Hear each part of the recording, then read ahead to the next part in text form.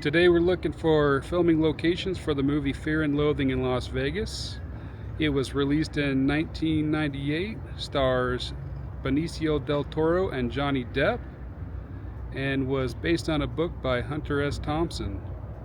And our first stop is here in the Arts District in Las Vegas to check out this mural here. And meet Raoul Duke.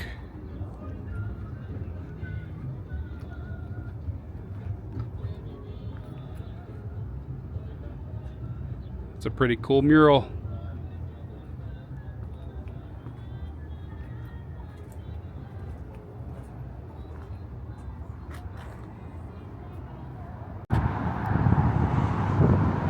This is the North Star Coffee Lounge, and when I was looking at filming locations, I came across a website that says this place either no longer exists or is fictional.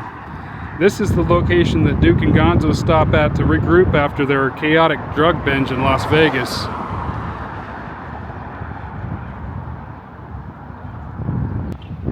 In this scene you can see this sign, and I find this one interesting. It says tacos and shakes, which is somewhat of an interesting combo.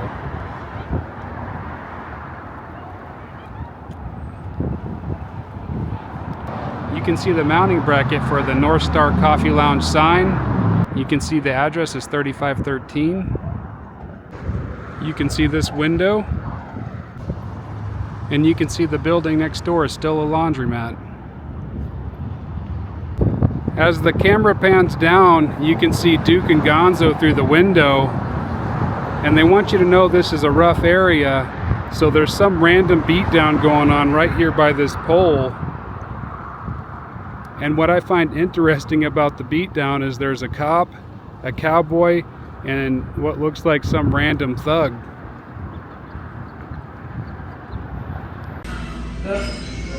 We're in the North Star Coffee Lounge, and it's now the Luciana restaurant.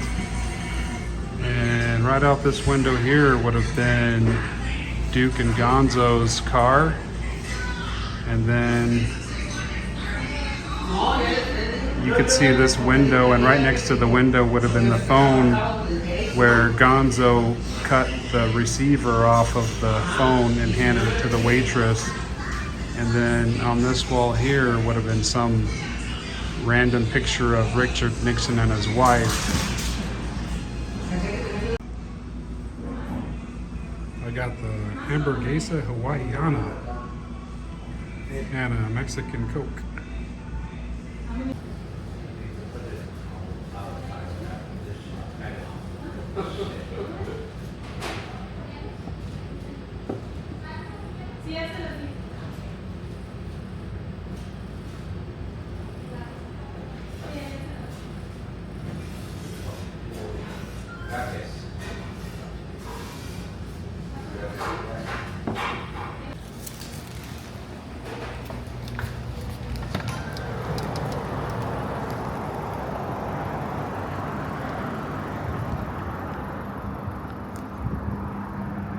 When Duke opens the door and looks across the street, you can see that sign right there.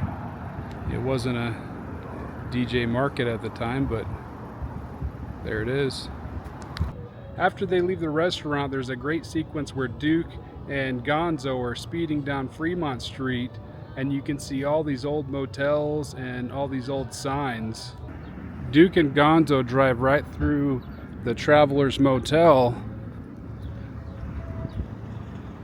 and this was the Travelers Motel.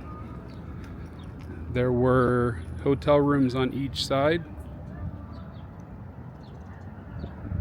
It was just demolished, and there was a exit that way.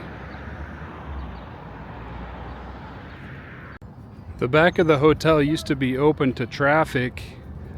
This is the street they would have driven down to turn into the Travelers Motel. That would have been the exit there, and then you can kind of see the facade of the motel in the front. And that's the only thing that's left. That in the back of the building where the meter cabinet was. In this scene you can see the Ferguson's Motel and this tower. I'm not even sure what this tower was for. The Travelers Motel and this Blue Angel Motel sign. She's a little creepy. Now this sign is not in the original location.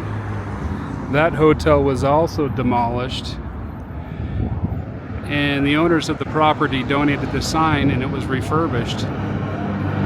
What's also interesting is that Betty Willis, who did the design for the Blue Angel Motel, is also the same person that did the design for the iconic Welcome to Las Vegas sign. We're driving down Fremont Street, and you can see all the old signs that are still left behind from the motels, but all the motels have been demolished.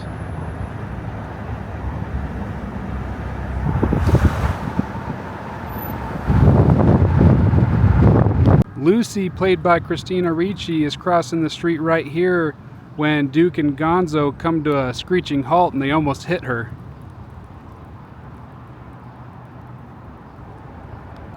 In this scene you can see this Town and Country Motel sign. Check this out. I love all these old signs that advertise for color TV, like it was the next big thing. Check out the pool.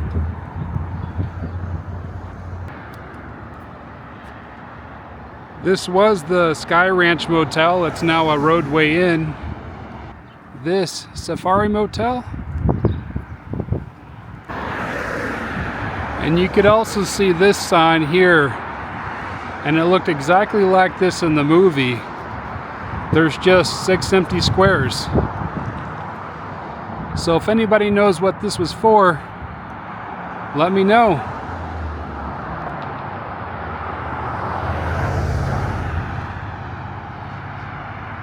As they're driving away, you get another look at Lucy. She's still crossing the street, only she's a little further down.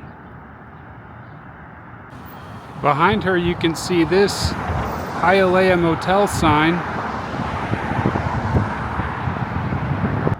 and this U-Haul sign. This looks a lot like the sign we saw looking the other direction, except for that sign had 6 spaces for letters and this one has 5.